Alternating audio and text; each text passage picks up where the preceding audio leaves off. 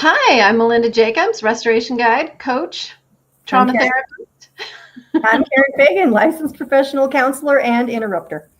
Yay, and we are healers who like to swear a lot. Hell yeah. Yes, fuck to the yes. Hey Karen, how are you?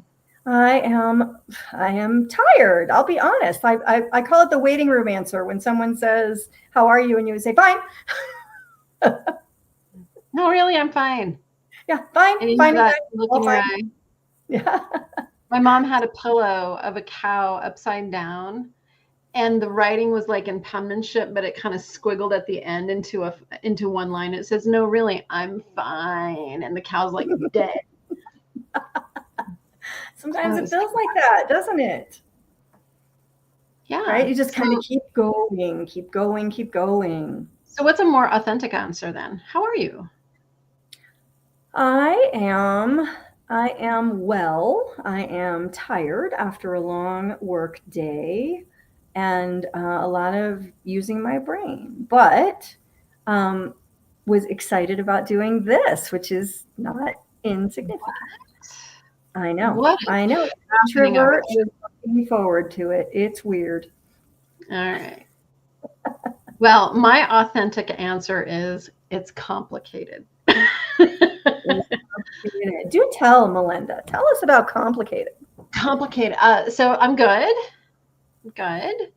I did things today to move my business forward. I'm putting together a new program. Oh, You know, I am, wow, I'm grieving big time. Like all of a sudden, everything got in place and walls got painted and the move is pretty complete and things are kind of, I'm in my new normal. And guess what showed up, Karen? you don't have any more distractions, and And all I could think about is those last 24 hours with my mom. yeah. It's just been so much. So I'm good. I'm fine. It's complicated. Well, but you are fine, and it's hard. And it's hard. But, I So, had this amazing healer that I worked with once who taught me this incredible word, and that word is "and." ooh, tell us about that incredible. No, I'm kidding. Tell us about the word "and." Our name's Melinda, and no, but I mean, I would talk about being, having things be difficult. I think we were talking about my kids and how hard it was to love them so much and just want to snap their little heads off at the same time. And like, I mean, it's not, like, I've been a therapist for 30 years, but still, and I guess that's a good take home message too, is that sometimes it's just that one thing that you need to hear. And I remember what you said was you can have both feelings at the same time. And I was like, what? And I let go of feeling bad about myself for the days that I really didn't like my children much. I love that. Yeah. And is Thanks. a powerful word. And I think that we don't give ourselves credit for just how complicated and how complex we are, especially, while we're doing hard things like Yeah. trying to move and process loss of a parent and dealing with clients and businesses and the world and oh my gosh, and all of it. So I love the word "and" because I think that there was such a message when I grew up is that this part of you is acceptable. Everything else, like everything else can't be in the room, can't be heard, can't be voiced, can't be expressed. This. And so I think I went the extreme radical other direction. I'm like, but I'm this. See? Yeah. Yeah. Exactly. I'm this. And so from a very young age, I love the part of me that's just outrageously angry. And I love the part of me that's just outrageously dark and goth. And I love the part of me that's just sulks in the corner and has her pity party. Like I love all the full range. And I think that as I've matured, I'm kind of making room for parts of me who are actually joyful and playful and creative. And I don't think I gave myself a lot of credit or room for those parts to show up. So I love the word and. And is a great word. It's so easy to drown in grief and to drown in sorrow and fear, because I mean, neurologically, that's the way it works. Neurologically, if there's a threat, your reacting brain wants to completely take over. And actually, you lose blood flow to your cerebral cortex when your limbic system is going berserk. And it's really important, I think, to acknowledge both of those realities, like the thinking brain reality of, I really am fine.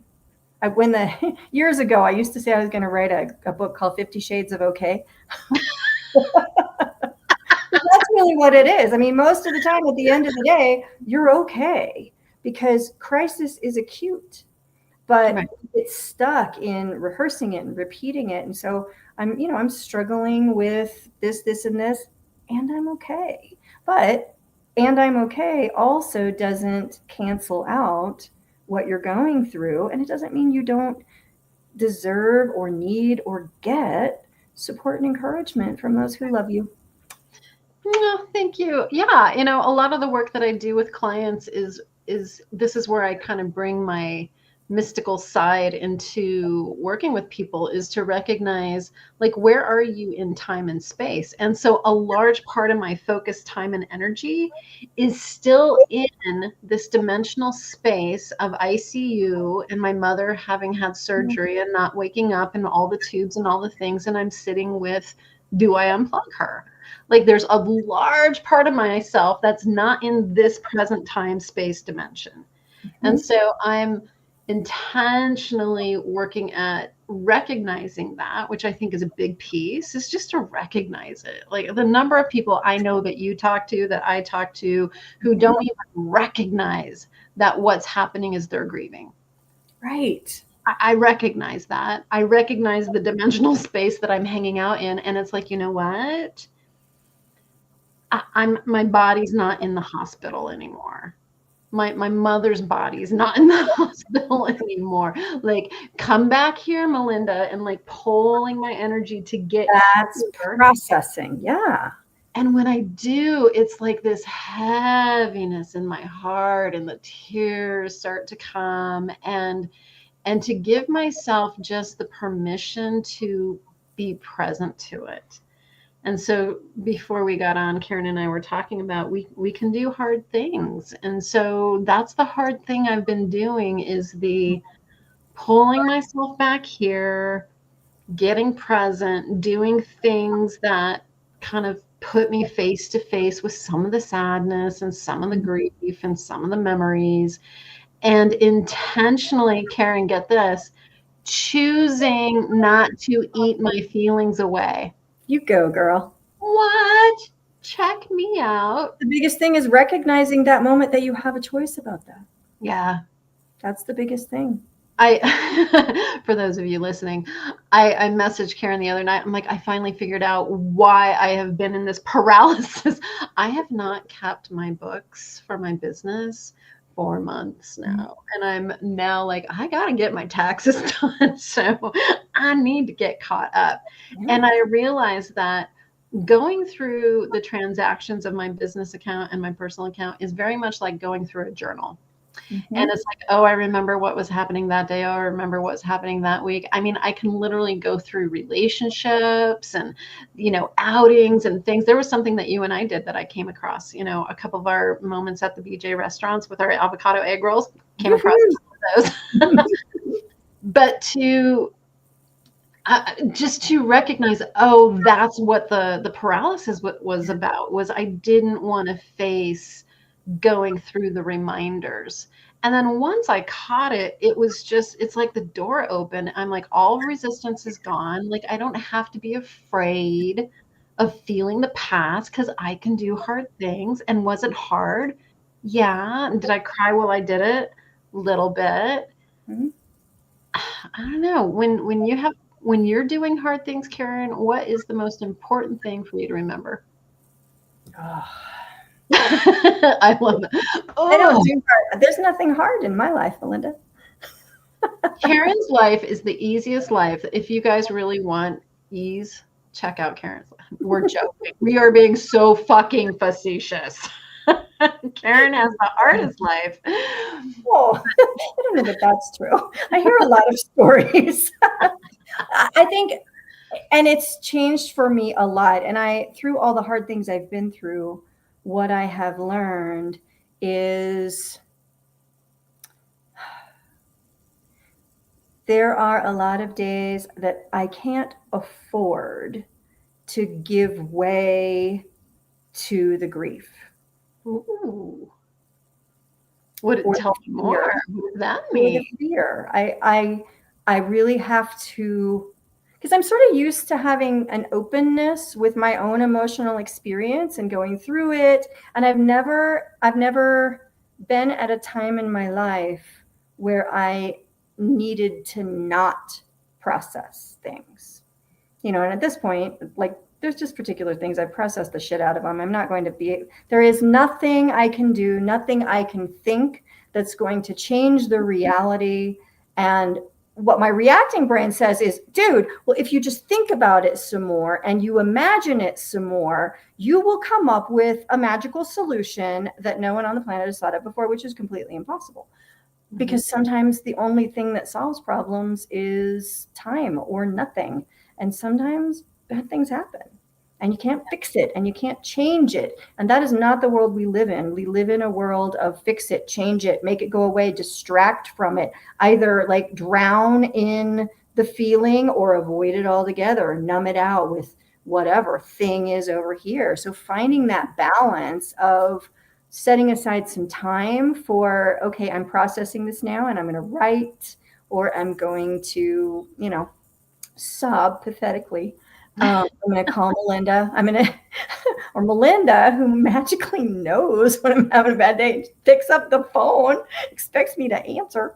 Mm-hmm. Or I call Karen and I just say, I'm having a really hard day. Yeah. And I think that's such a powerful thing, is just to name it.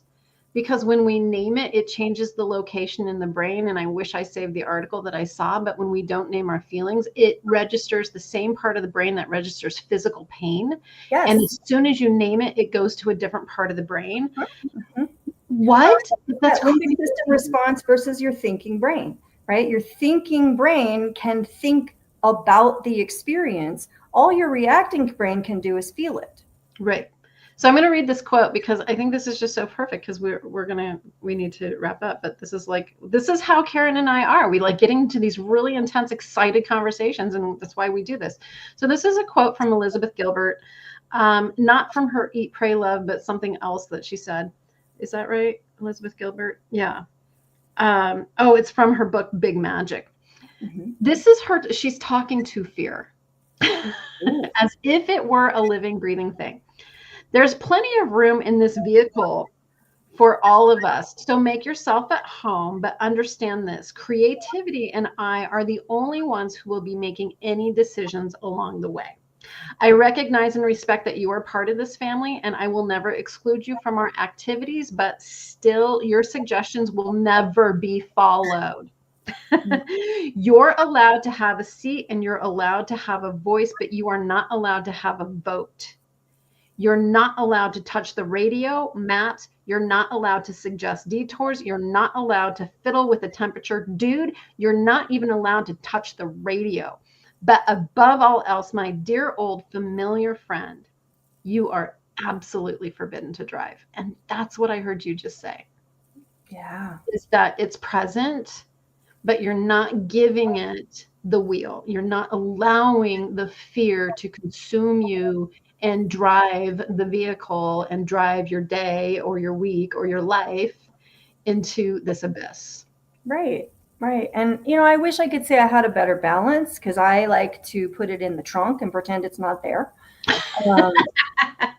It can ride in the trunk if it has to. I'll put it in the wheel well in the back. I'm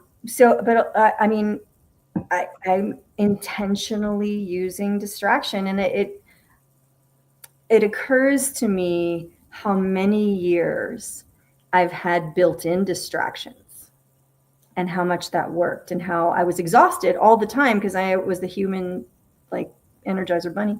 But now my kids are out of the house and there's nothing but quiet. Right? I had 7 years of my mother's declining health. Yeah. And now that's gone. So although different circumstances, same, but different. And that's one of the pacts that you and I have quietly made, is that we are in this space of what? There's someone behind me.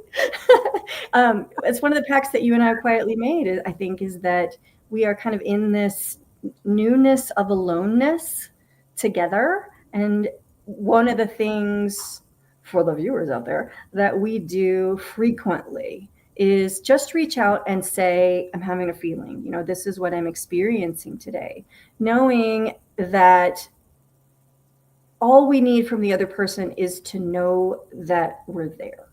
That someone else knows that we're not sitting in it alone. And I can't even tell you the number of times a part of our pact is that we do not have to respond. There's no requirement. There's no expectation of response unless there's an SOS 911 with it, which I don't think either one of us have had that. But to just know that someone knows you're hurting, to know that someone knows that you're in the thick of it, and there's just a little bit of a cheerleader witness in your corner going, you've got this. You can do this. You don't have to say anything brilliant or transformative. All we have to say, although you always do, all we have to say is, I hear you. Oftentimes my response is, you want me to come beat him up for you? Should I bring the shovel? What? Right? What's that? Like friends you go out to dinner with, best friends, bring a shovel and lime.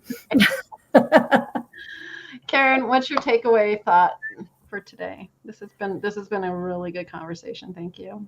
Melinda, I am so proud of you for doing hard things. Oh. You are beautiful and wonderful and brave and inspirational.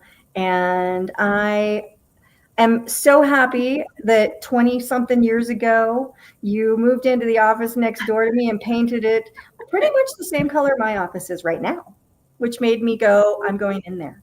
Mm-hmm. Yeah. Oh, what's my takeaway? My whole life, I really thought I was alone. And what I have come to really realize is I have amazing people in my corner. And like you said, it's not in my face. It's not a day-to-day. But their presence is just unwavering. And if you think you're alone, I guarantee you're not. Yes. And I guarantee there is someone in your life that you can reach out to and say, I'm having a hard time. And you know what? If you can't come up with anybody in your life, send one of us a message. Right. Here's Karen's information at Karen at CCHt. Did not even plan that. And here's my information. Hey, I saw your talk and I just needed you to know that I'm hurting today. Like, that's all it takes. If you don't have anybody in your life you trust with that, trust us. Yep. We're here for you. We'll help you. We'll walk you through it. And if you need a little more support, Karen is brilliant. She does EMDR like a badass. P.S. You should do a little tapping with those pictures of your mom. It's a good idea. And if you need some clearing, some cellular release, hypnotherapy, spiritual guidance, counseling, intuitive stuff, that's my bag. That's me. It's amazing. It's like oh, just right in your subconscious going, tickle, tickle. I love you. I love you, Melinda. Thank you. That's amazing. See you next Monday. Bye.